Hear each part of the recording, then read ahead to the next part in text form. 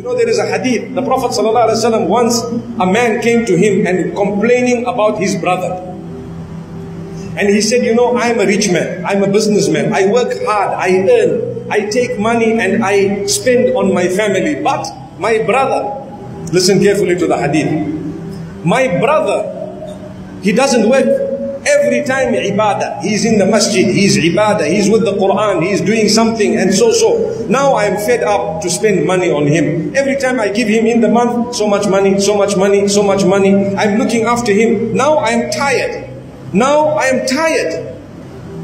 Why should I keep on looking after him? You know, Ar-Rasul sallallahu alayhi wa sallam, he was so gifted, the most gifted. He just said few words. لَعَلَّكَ بِهِ تُرْزَقْ.